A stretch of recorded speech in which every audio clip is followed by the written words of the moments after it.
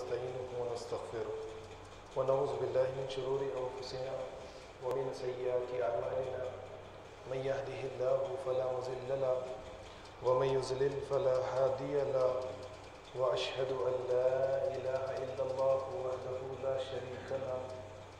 وأشهد أن محمدا عبده ورسوله أرسله بالحق بشيرا ونذيرا يا أيها الذين آمنوا اتقوا الله حق تقاته ولا تموتن إلا وأنتم مسلمون يا أيها الناس اتقوا ربكم الذي خلقكم من نفس واحدة وخلق منها زوجها وبث منهما رجالا كثيرا ونساء واتقوا الله الذي تساءلون به والأرحام إن الله كان عليكم رقيبا يا أيها الذين آمنوا اتقوا الله وقولوا قولا سديدا يصلح لكم أعمالكم ويغفر لكم ذنوبكم ومن يطيع الله ورسوله فقد فاز فوزا عظيما أما بعد فإن خير الحديث كتاب الله وخير الهدي هدي محمد صلى الله عليه وسلم وشر الأمور محدثاتها وكل محدثة بدعة وكل بدعة ضلالة وكل ضلالة في النار. قال الله تعالى في القرآن المجيد فإذا قرأت القرآن فاستعذ بالله من الشيطان الرجيم. أعوذ بالله السميع العليم من الشيطان الرجيم. بسم الله الرحمن الرحيم. الذين آمنوا وهاجروا وجاهدوا في سبيل الله بأموالهم وأنفسهم أعظم درجة عند الله وَأُولَٰئِكَ هُمُ الْفَائِزُونَ. معزز حاضرین مسجد، پچھلے خطبہ جمعہ کے موقع پر میں نے آپ حضرات کے سامنے اللہ کے بندے کون ہیں اور شیطان کے بندے کون ہیں اسے موضوع بناتے ہوئے کچھ باتوں کو آپ کے سامنے پیش کرنے کی کوشش کی تھی۔ اس موقع پر میں نے اللہ کے بندے کون ہیں اسے بتاتے ہوئے یہ بتانے کی کوشش کی کہ جو اللہ کی فرما برداری اللہ کی تابعداری کرے گا وہ اللہ کا بندہ اور مسلم کہلائے گا، اس نے اسلام کو تسلیم کیا ہے، اور جو اللہ کے احکامات اللہ کی فرما برداری سے باہر نکل جائے وہ شیطان کا بندہ ہے۔ اس کے لیے میں نے قرآن کریم کی آیات بھی آپ کے سامنے رکھی اور جیسا سورہ یاسین کی آیت آپ کے سامنے رکھ کر یہ بتانے کی کوشش کی الم عہد الیکم یا بنی اللہ تعبدوا الشیطان، کہ اے آدم کے بچوں میں نے تم سے یہ اس بات کا وعدہ لیا تھا کہ تم شیطان کی بندگی شیطان کی عبادت ہرگز نہ کرو گے۔ اب اس کے بعد میں نے بہت ساری باتیں آپ کے سامنے ایک کے بعد ایک پیش کرنے کی کوشش کی، جس میں میں نے یہ بتایا کہ آج کے اس دور میں شیطان نے اس طریقے سے ہمیں مصروف کر دیا ہے کہ مغربی ممالک یعنی جو ہمارے غیر مسلم بھائی ہیں یہ ان کے آلہ کار بن چکے ہیں۔ اور اس کے بعد میں نے ایک بات آپ کے سامنے یہ رکھنے کی کوشش کی تھی کہ آج بھی مغربی ممالک شیاطین ہماری طرف رسولوں کو روانہ کر رہے ہیں، اور رسول کا نام میں نے آج کے اس دور میں ٹی وی کو دیا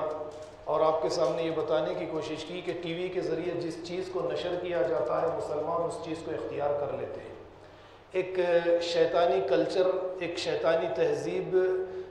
کو وجود میں لانے کی مغربی ممالک نے پوری کوشش کی ہے، اور اس کے اندر مغربی ممالک کامیاب بھی رہے۔ اس چیز کو ہم نے نہیں سمجھا اور صرف ہم نماز روزہ چند عبادات کے اندر مصروف رہ کر یہ سمجھنے لگے کہ ہم بڑے پکے اور سچے مسلمان ہیں۔ لیکن دیکھا جائے تو جیسا کہ میں نے بتایا نماز کے ذریعے ایک کلچر کو وجود میں لانا ہے، روزے کے ذریعے ایک کلچر کو وجود میں لانا ہے۔ جب تک ہم اس کلچر اس تہذیب کو وجود میں نہیں لاتے یہ تمام عبادات کا کوئی فائدہ حاصل نہیں ہے۔ یہ باتیں میں نے آپ کے سامنے مختصر سے وقت میں پیش کرنے کی کوشش کی تھی پچھلے خطبہ جمعہ کے موقع پر، اور آج اس خطبہ جمعہ کے موقع پر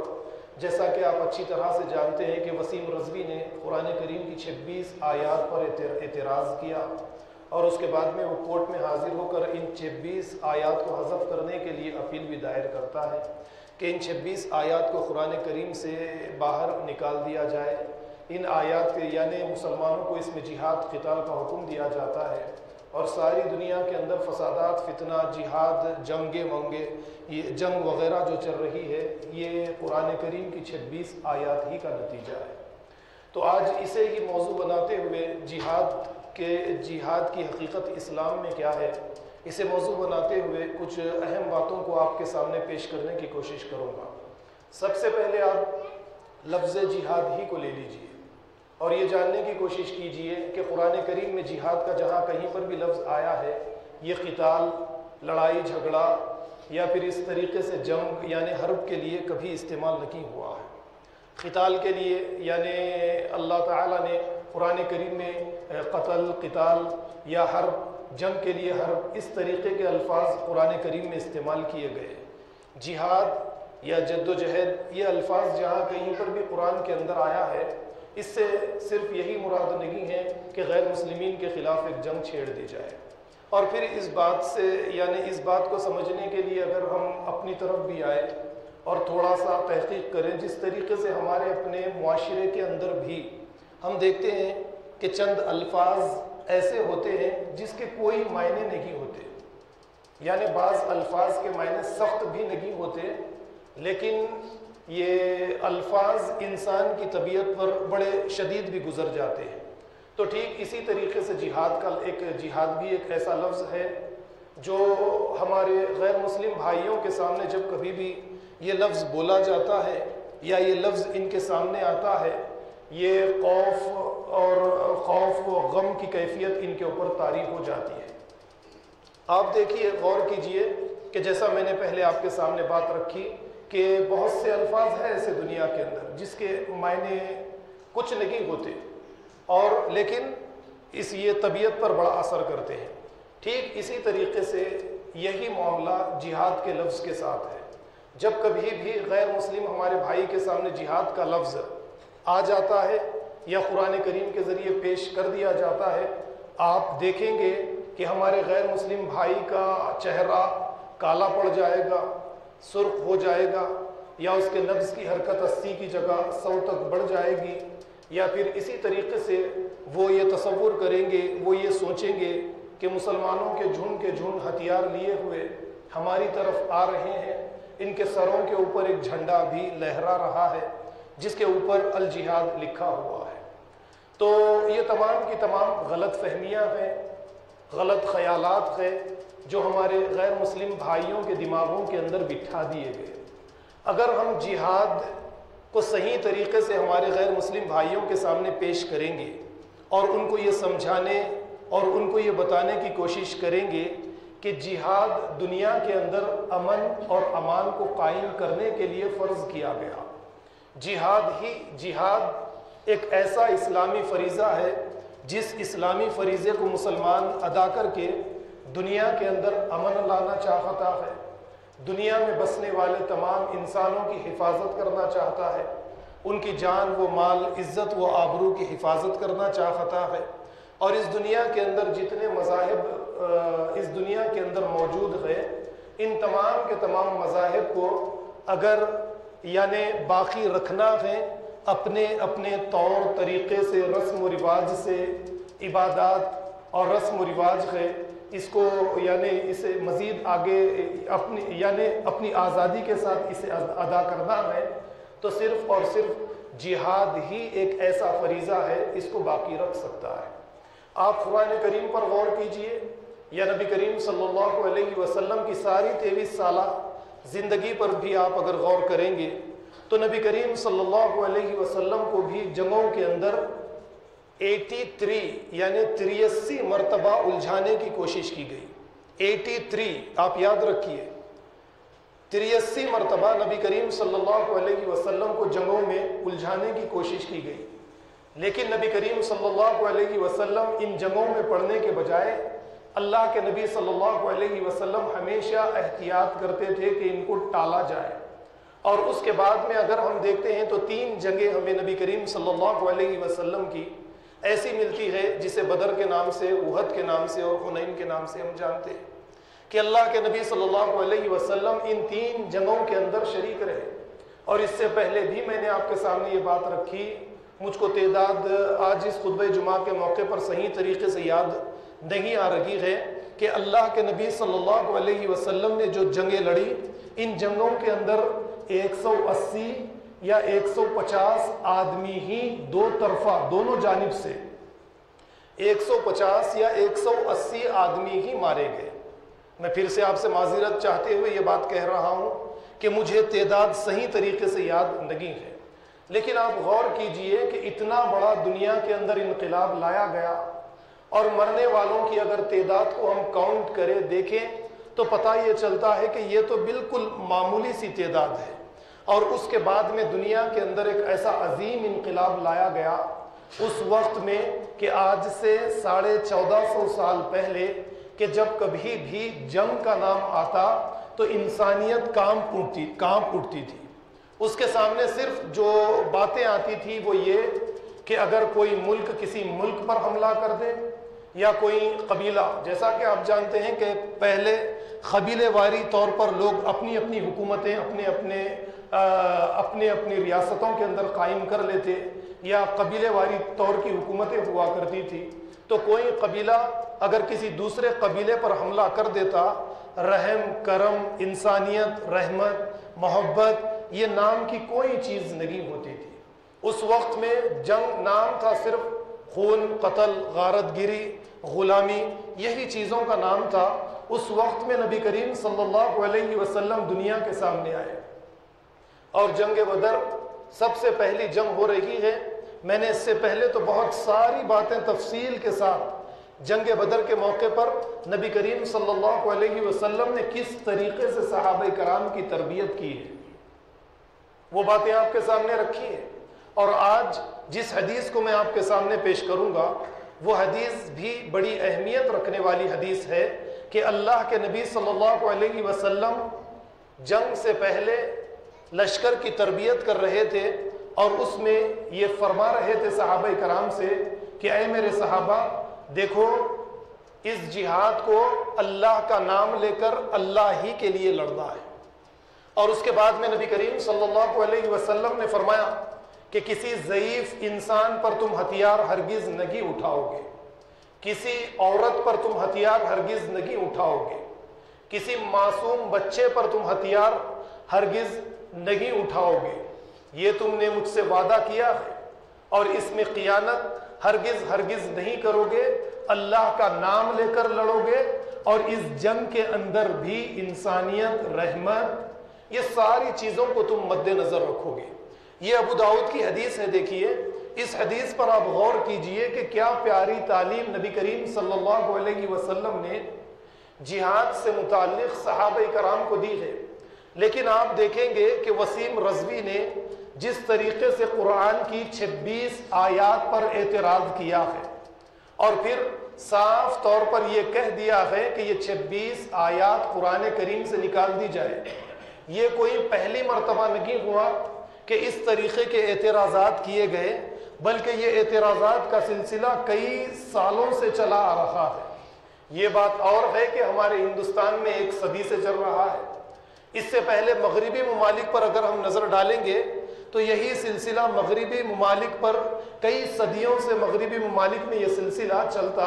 آ رہا ہے۔ اب آپ ذرا غور کیجئے کہ نبی کریم صلی اللہ علیہ وسلم کی یہ تعلیم ہے، یہ تربیت ہے۔ اب اس کے بعد میں کیا اسلامی لشکر یعنی مجاہدین اگر کسی ملک پر حملہ، سب سے پہلی بات تو آپ یہ بھی جان لیجئے کہ اسلامی لشکر کسی دوسرے ملک پر اس وقت تک حملہ نہیں کرتا، یعنی جب تک کہ جو موجودہ وقت کی حکومت ہے وہ حکومت اپنی رعایا پر ظلم و زیادتی اگر کرتی ہے تو اسلامی لشکر اس ملک پر اس صورت پہ حملہ کرتا ہے، اور حملہ صرف اس لیے کرتا ہے کہ ظلم اور زیادتی کو مٹا دیا جائے۔ کسی ملک میں بسنے والی عوام کو زبردستی مسلمان بنانے کے لیے اسلامی لشکر روانہ نہیں ہوتا ہے، یا کسی ملک پر حملہ کر کے ان سے جزیہ لینے کے لیے، ان کے اوپر ٹیکس لگانے کے لیے اسلامی لشکر روانہ نہیں ہوتا ہے۔ یہ تمام کی تمام باتیں غلط ہیں، کیونکہ قرآن کریم یہ کہتا ہے لا اکراہ فی الدین، دین کے اندر کسی قسم کی کوئی زبردستی نہیں ہے، یعنی اس دنیا کے اندر تمام کے تمام انسان آزاد ہیں، انہیں اپنے اپنے طور پر انہیں جو مذہب اچھا لگتا ہے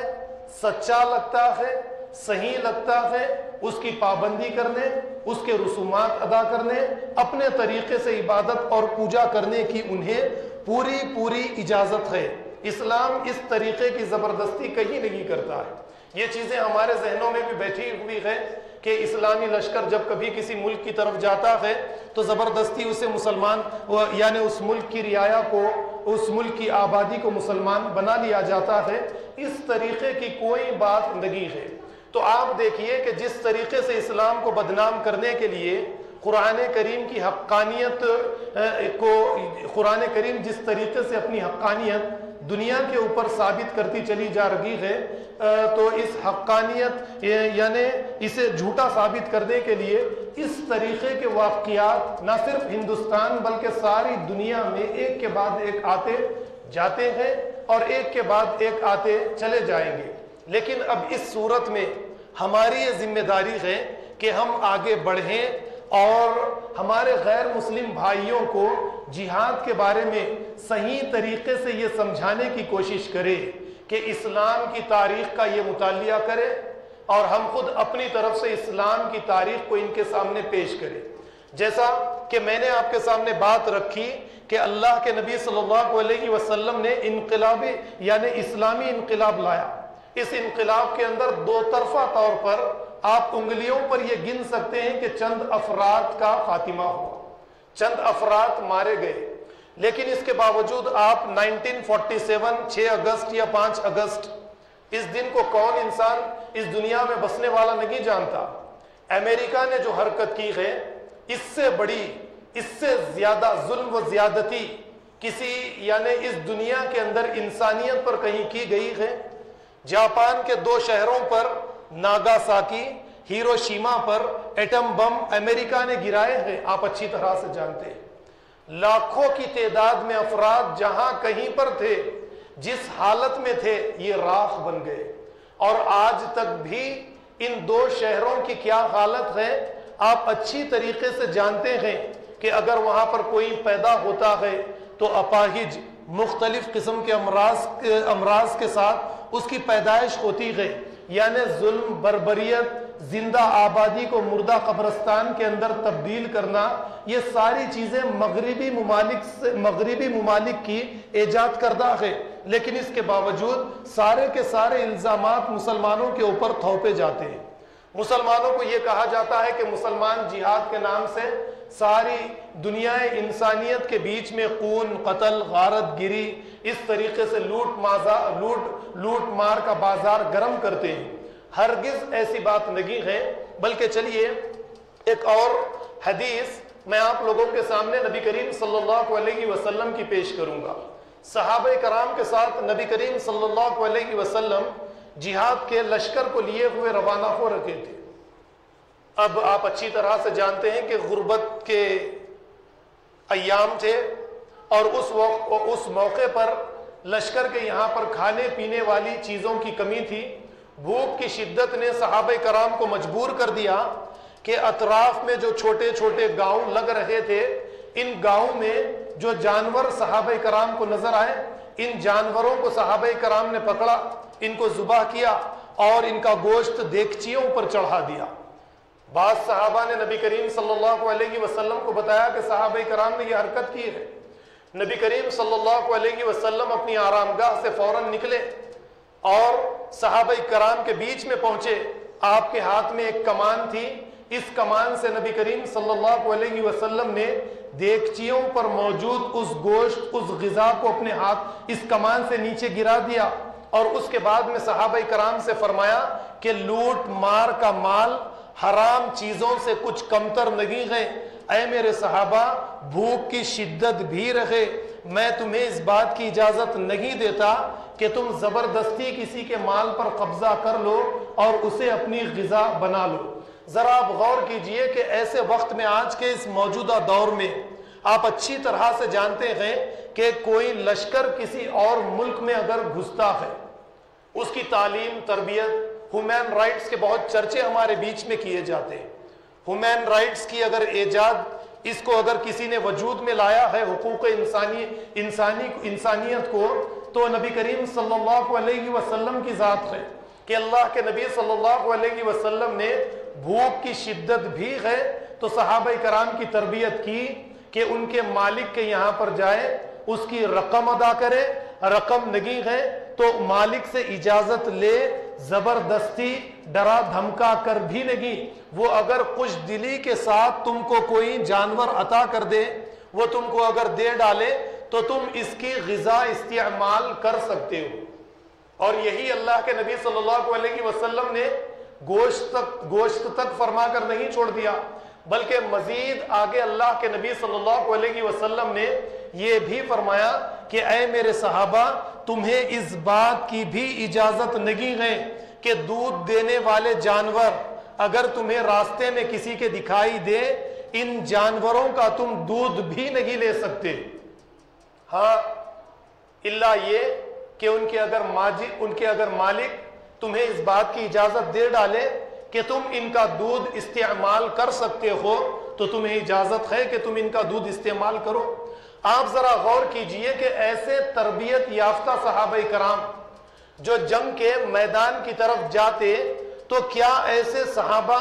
خون، قتل، غارت گری، لوٹ مار، ظلم و زیادتی کر سکتے تھے؟ جبکہ نبی کریم صلی اللہ علیہ وسلم نے صاف یہ فرما دیا، کسی ضعیف پر تم ہتھیار نہیں اٹھا سکتے، کسی عورت کو تم قتل نہیں کر سکتے، معصوم بچوں پر تم ہاتھ ہرگز نہیں اٹھا سکتے، سیویلینز کو تم کسی قسم کا کوئی نقصان نہیں پہنچا سکتے۔ یہ تربیت نبی کریم صلی اللہ علیہ وسلم کی یہ تربیت ہے۔ اب آپ مغربی ممالک کی طرف چلیے، مغربی ممالک پر تھوڑی سی نظر ڈالیے، شک کی بنا پر کسی مسلمان کو یا کسی اور کو اٹھا لیا جاتا ہے،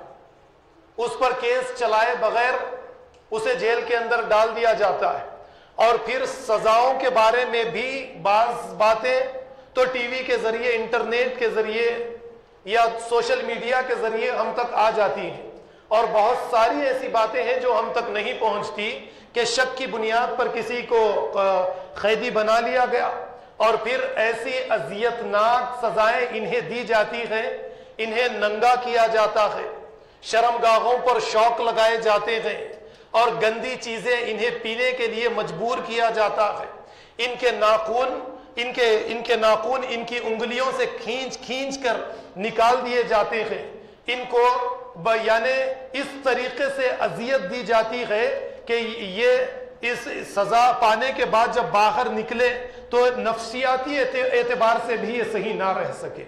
صرف جسمانی تکلیفیں ہی نہیں پہنچائی جاتی، بلکہ آپ یہ دیکھتے ہیں ان کے دل کو صدمہ دینے کے لیے ان کے رشتہ داروں کو تکلیفیں دینا،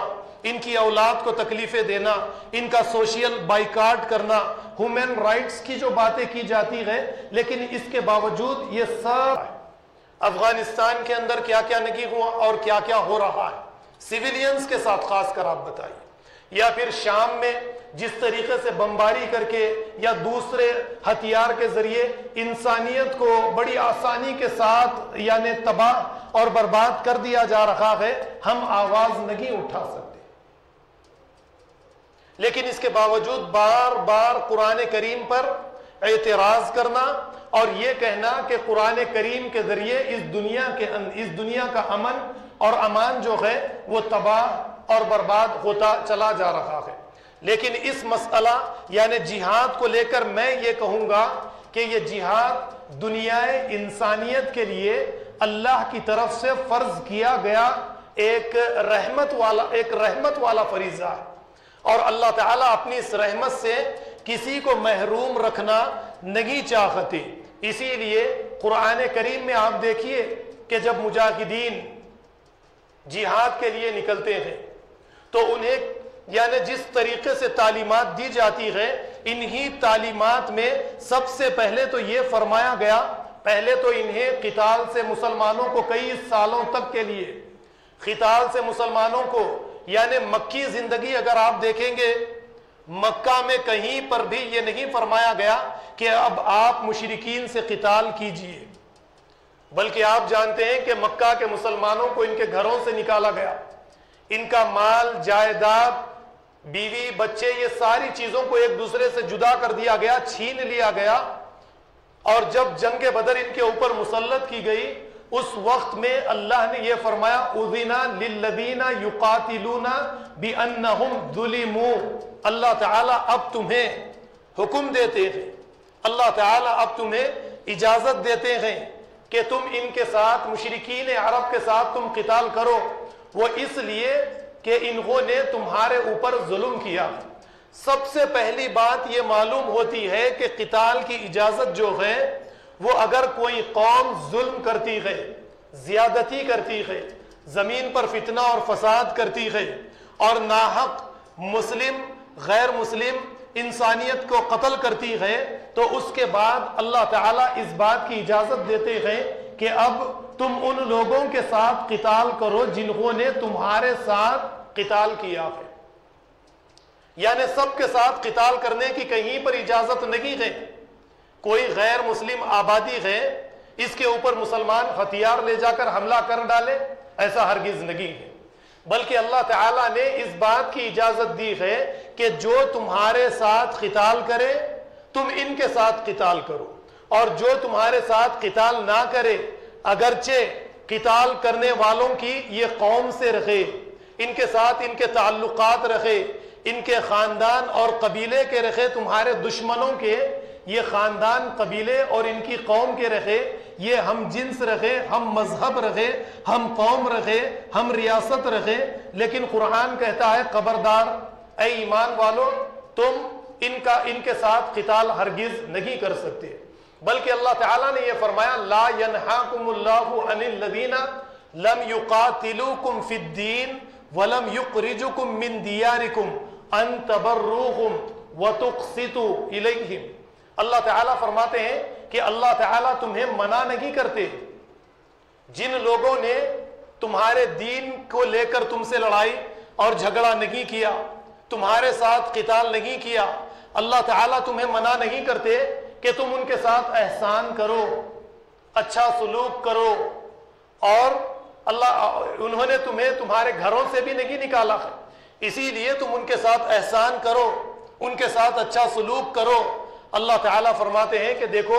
تم یہ طریقہ اختیار کرو، اللہ تعالیٰ احسان کرنے والوں سے، انصاف کرنے والوں سے اللہ تعالیٰ محبت کرتے ہیں۔ ذرا قرآن کریم کی اس آیت پر آپ غور کیجئے، یہ آیت ان غیر مسلمین کے بارے میں ہماری تعلیم اور تربیت کر رہی ہے کہ جو جن غیر مسلمین نے تمہیں گھروں سے نہیں نکالا اور تم پر انہوں نے ظلم بھی نہیں کیا، اسلام تمہیں اجازت دے رہا ہے کہ ان کے ساتھ اچھا سلوک کرو، ان کے ساتھ انصاف کرو، اور اللہ تعالیٰ انصاف اور اچھا سلوک کرنے والوں سے محبت کرتے ہیں۔ اب آپ ذرا دیکھیے کہ نبی کریم صلی اللہ علیہ وسلم 313 کا ایک لشکر لے کر بدر کے میدان میں جمع ہوئے، اسی موقع پر سورہ محمد کی چند آیات بھی نبی کریم صلی اللہ علیہ وسلم پر نازل ہوئی، یعنی اللہ کو اس بات کا پتا تھا کہ مشرکین عرب کی جانب سے کچھ قیدی بنائے جائیں گے، اور اس موقع پر مسلمانوں کو اپنے دشمنوں کے ساتھ کس طریقے کا رویہ اختیار کرنا ہے، ان کے ساتھ کیا سلوک کرنا ہے، اللہ کے نبی صلی اللہ علیہ وسلم کو تربیت کی گئی۔ اس آیت کو سورہ محمد کی اس آیت کو میں آپ کے سامنے بعد میں پیش کروں گا، لیکن پہلے آپ یہ جان لیجئے کہ جنگ بدر میں مشرکین عرب کو جو شکست ہوئی، اس شکست کے بعد میں 70 مشرکین قیدی بنائے گئے۔ اب اس وقت میں آج سے 1450 سال پہلے قیدی بننے کا مطلب یہ تھا کہ کسی کے ہاتھ کاٹ دیے جائے، کسی کے پیر کاٹ دیے جائے، ان کو زندہ آگ میں جلا دیا جائے،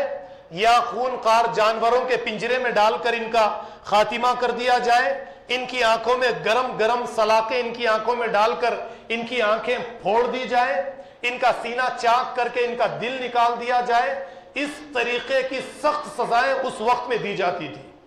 اب مشرکین عرب 70 قیدی بن کر مسلمانوں کے یہاں پر آئے تو ان کو بھی اسی بات کا خوف تھا کہ جنگی قیدیوں کے ساتھ ساری دنیا کے اندر یہی کیا جاتا ہے، تو اب ہمارے ساتھ بھی مسلمان یہی کریں گے۔ لیکن دیکھیے قرآن کریم نے نبی کریم صلی اللہ علیہ وسلم نے جو تربیت صحابہ کرام کی اور جہاد، جیسا کہ میں نے جہاد کو رحمت کا نام دیا، اس دنیا کے لیے جہاد زحمت نہیں بلکہ ایک رحمت بن کر آیا ہے، اور اللہ تعالیٰ اس رحمت سے دنیا انسانیت کو محروم ہرگز کرنا نہیں چاہتے۔ اگر جہاد نہ ہوتا تو دنیا آج یہ جو ترقی کے مراحل طے کرتے ہوئے یہاں تک پہنچی گئے، کیا رومی ایمپائر یہاں تک دنیا کو پہنچنے دیتے؟ یا ساسانی ہے اس طریقے سے جو اس وقت کی سپر پاورز اس وقت کے جو تھے دنیا کو اتنی ترقی کرنے دیتے؟ یہ تو غلامی کا دور ہی باقی رکھتے۔ لوگوں کے اوپر ٹھیک جو آج سے کئی ہزار سال پہلے سے جس طریقے سے ظلم و زیادتی کی جاتی تھی اسی طریقے کی ظلم و زیادتی کو یہ باقی رکھتے۔ اللہ رب العالمین نے قرآن کریم میں نبی کریم صلی اللہ علیہ وسلم سے فرمایا فَإِمَّا مَنَّا بَعْدُ وَإِمَّا فِدَاءَ، اے محمد صلی اللہ علیہ وسلم جنگ بدر میں جس کو آپ قید کر لیں، انہیں پہلے تو فرمایا کہ انہیں اچھی طریقے سے باندھ لو تاکہ یہ بھاگ نہ سکے، اور پھر اس کے بعد میں اللہ کے نبی صلی اللہ علیہ وسلم نے فرمایا ان کے اوپر رحم کرو، جو کوئی فدیہ دے سکتا ہے اسے فدیہ لے کر آزادی دے ڈالو، کسی کو قتل مت کرو، ان کے اوپر رحم کرو، کسی کو قتل مت کرو، جو فدیہ دے سکتا ہے فدیہ لے کر اسے آزادی دے ڈالو، اور جو غریب ہے فدیہ نہیں دے سکتا بنا فدیے کے اسے آزادی دے دی جائے۔ یہ قرآن کریم سورہ محمد کی آیت نمبر 4 ہے۔ یہیں تک نہیں فرمایا جب تم دنیا کے اندر یہ طریقہ اختیار کرو گے ساری دنیا یعنی تمہارے اس عمل سے تمہارے اس عمل کو دیکھ کر متاثر ہوگی اور لوگ دین اسلام کے اندر داخل ہونا شروع ہو جائیں گے، اور آگے فرمایا حَتَّى تَزَعَ الْحَرْبُ أَوْزَارَهَا، تم اگر یہ عمل کر لو گے تو جان لو کہ لشکر دشمن لشکر اپنے ہتھیار زمین پر پھینک ڈالے گا۔ یعنی یہ رحمت، یہ محبت، جنگی قیدیوں کو اس طریقے سے جب آپ آزاد کریں گے، اسلام بنا کسی فدیے کے آزادی دے دے گا، آپ کا یہ عمل دنیا انسانیت کو متاثر کر دے گا۔ جن کے سینوں میں آپ کے لیے نفرت ہے اس نفرت کو محبت کے اندر تبدیل کر دے گا، اور دشمن لشکر اپنے ہتھیار زمین پر پھینک ڈالے گا اور کبھی آپ سے لڑنے کے لیے دوبارہ میدان کا راستہ اختیار ہرگز نہیں کرے گا۔ نبی کریم صلی اللہ علیہ وسلم نے کیا کیا؟ مشرکین عرب سے یہ کہا کہ تم ہمارے قیدی ہو، لہٰذا ہمارے 10 بچوں کو لکھنا اور پڑھنا سکھا دو، یہی تمہارا فدیہ ہے۔ اور صحابہ کرام کی کیا تربیت کی کہ اے صحابہ دیکھو یہ ہمارے قیدی ہے لیکن انسان ہیں، انسان ہونے کے ناطے ان پر رحم کرنا، ان سے رحمت کے ساتھ پیش آنا، بس اتنا نبی کریم صلی اللہ علیہ وسلم کا فرمانا تھا کہ صحابہ کرام خود بھوکے رہتے، سوکھی روٹیاں کھاتے، بھوکے رہتے، اور تازی روٹیاں کھانے کے لیے اپنے یعنی قیدی ساتھیوں کو کھانے پینے کے لیے دیتے۔ اسی کا نتیجہ ہے کہ اسلام بڑی ہی تیزی کے ساتھ اس دنیا کے اندر پھیلتا چلا گیا۔ اب برادران اسلام ایک اور حدیث میں آپ کے سامنے پیش کروں گا، یہ بھی بڑی بہترین حدیث ہے۔ دیکھیے نبی کریم صلی اللہ علیہ وسلم لشکر کو لیے ہوئے جا رہے تھے کہ راستے میں اللہ کے نبی صلی اللہ علیہ وسلم نے ایک چڑیا کو اس لشکر کے 2 چڑیا کو لشکر کے سروں پر منڈلاتے ہوئے دیکھا کہ بڑی بے چینی کے ساتھ یہ لشکر کے سروں کے اوپر 2 چڑیا منڈلا رہی ہے۔ اللہ کے نبی صلی اللہ علیہ وسلم نے صحابہ سے پوچھا کیا ماجرا؟ صحابہ نے بتایا یا رسول اللہ صلی اللہ علیہ وسلم بعض صحابہ نے اس چڑیا کے بچوں کو پکڑ لیا ہے۔ نبی کریم صلی اللہ علیہ وسلم نے فرمایا کہ صحابہ کرام سے یہ فرمایا کہ میں نے تمہاری یہ تربیت ان سے صرف انسانوں کے لیے نہیں کی کہ انسانوں کو تکلیف نہ پہنچائے، میری یہ تربیت ہے کہ جانوروں کے ساتھ بھی اچھا سلوک کیا جائے، لہٰذا اس کی ماں اور اس کے باپ کو اس کے بچے واپس لوٹا دیے جائیں، کبھی کسی جانور کو بھی تکلیف ہرگز نہ پہنچائی جائے۔ یہ تربیت نبی کریم صلی اللہ علیہ وسلم نے کی ہے. اور پھر قرآن نے ہماری جو تربیت کی ہے انہ من قتل نفسا بغیر نفس او فساد فی الارض فکأنما قتل الناس جميعا ومن احیاها فکأنما احیا الناس جميعا، کہ جو کسی انسان کا قتل کرتا ہے ناحق کے، اس نے ساری دنیا کے انسانوں کا قتل کر دیا، اور جو کسی ایک انسان کی جان بچاتا ہے وہ ساری دنیا کے انسانوں کی جان بچاتا ہے. تو مسلمان ناحق کسی غیر مسلم بھائی کا قتل ہرگز نہیں کرتا ہے. قرآن کریم ہماری اس طریقے کی تربیت نہیں کرتی ہے کہ ہم کسی ملک پر حملہ کریں اور اس ملک کی عوام کو ہمارا غلام بنا لیں، عورتوں کو باندھی بنائے. میں نے اس سے پہلے آپ کے سامنے غلامی اسے موضوع بناتے ہوئے بہت ساری باتیں آپ کے سامنے رکھی، اور اس موقع پر یہ بتایا کہ اسلام محمد رسول اللہ صلی اللہ علیہ وسلم ہی وہ پہلی شخصیت ہے جنہوں نے دنیا سے غلامی کا خاتمہ کیا ہے. اس کے لیے کئی قرآن کریم کی آیات سے میں نے دلائل آپ کے سامنے پیش کرنے کی کوشش کی اور یہ بتانے کی کوشش کی کہ اس وقت میں ایک وقت میں غلامی کا خاتمہ کرنا ممکن ہی نہیں تھا. اس لیے دھیرے دھیرے دھیرے اسلام نے غلامی کا خاتمہ کیا. اس کے لیے میں نے بتایا کہ اگر کسی نے غلطی سے روزے کی حالت میں جو غلطی کر لی، اب اس کے طور پر اللہ نے قرآن میں جیسے فرمایا کہ غلام کو آزاد کرو یا روزے رکھو یا جو بھی باتیں اللہ کیا، کپڑا وغیرہ جو بھی اللہ تعالیٰ نے قرآن کے اندر فرمایا، یا پھر زکوٰۃ کے ذریعے غلاموں کی آزادی کا حکم دیا گیا زکوٰۃ کے مال کے ذریعے، یا پھر اسی طریقے سے اللہ تعالیٰ نے بہت ساری باتیں بتائی. تو اس موقع پر ایک خاص بات میں نے آپ کو بتائی تھی کہ آج ہم جس طریقے سے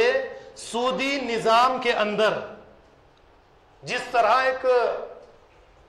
اس دنیا کے اندر ایک نہیں دکھائی دینے والا ہوا کا ایک غلاف،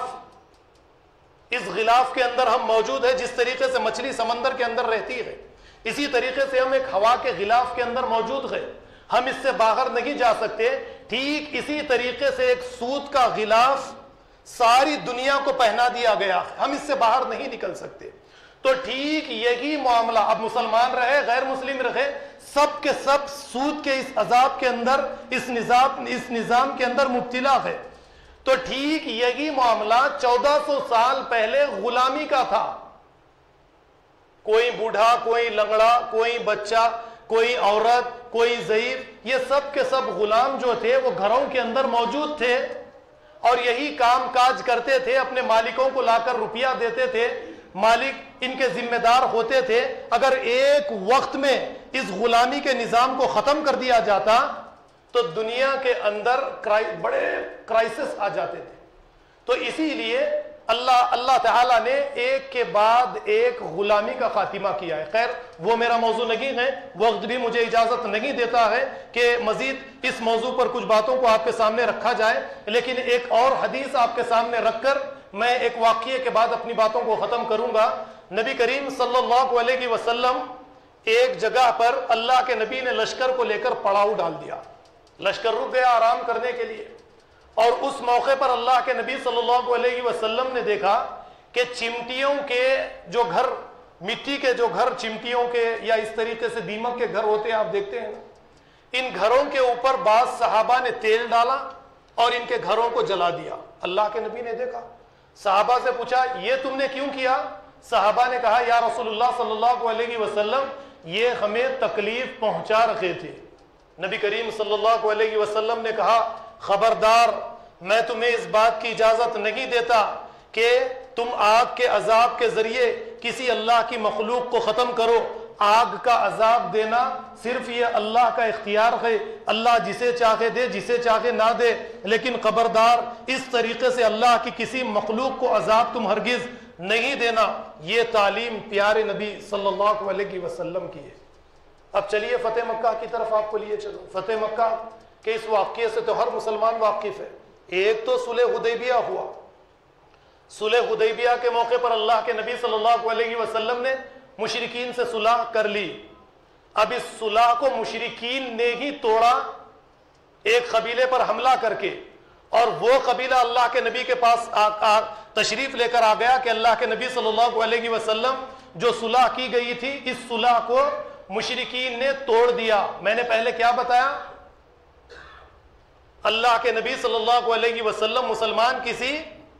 ملک پر یا کسی شہر پر اپنی طرف سے حملہ نہیں کرتے، بلکہ جب ظلم و زیادتی ہوتی ہے تو ظلم و زیادتی کے خاتمے کے لیے لشکر کو روانہ کرتے ہیں۔ اللہ کے نبی صلی اللہ علیہ وسلم نے 10,000 کا صحابہ کرام کا لشکر تیار کر دیا، اور یہ لشکر بڑی تیزی کے ساتھ مکہ کی طرف آگے بڑھا۔ ابو سفیان راستے میں ملے، صحابہ نے ابو سفیان کو گرفتار کر لیا، اللہ کے نبی کی خدمت میں پیش کر دیا، اور ابو سفیان اسی وقت مسلمان ہوئے، اور ابو سفیان کو لے کر یہ لشکر مکہ کی طرف آگے بڑھ رہا تھا، اور جیسا ہی مکہ کے اندر داخل ہوا، ابو سفیان کی زبان سے یہ الفاظ نکلے کہ آج کے دن مشرکین عرب کا خاتمہ کر دیا جائے گا، مکہ کے ہرے بھرے باغات کو اجاڑ دیا جائے گا، مکہ کے تمام نوجوانوں کا خاتمہ کر دیا جائے گا۔ نبی کریم صلی اللہ علیہ وسلم کی کان میں یہ الفاظ آئے،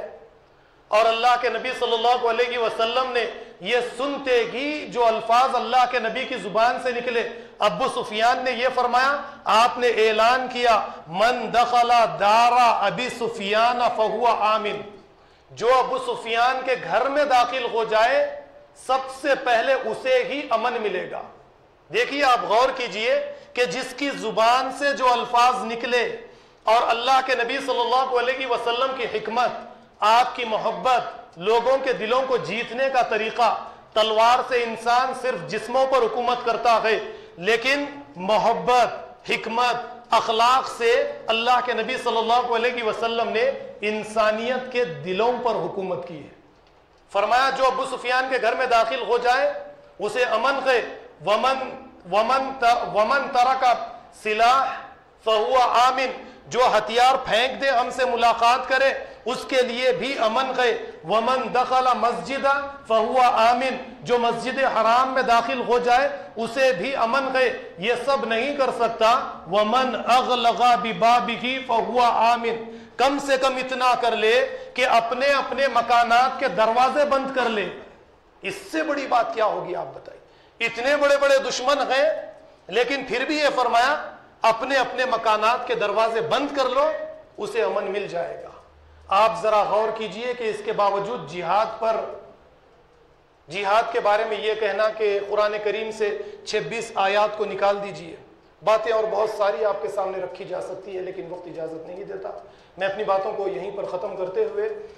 مسجد علی کے بارے میں آپ جانتے ہیں کہ ہر ماہانہ اسی مسجد سے اس کے لیے اخراجات کا تعاون کیا جاتا ہے۔ آج بھی مسجد علی سے کچھ لڑکے یہاں پر تشریف لائے ہیں۔ میری آپ لوگوں سے گزارش ہے کہ جاتے وقت میں دل کھول کر تعاون کیجیے۔ وآخر الدعوانا ان الحمدللہ رب العالمین۔ کوچ کیا جاتا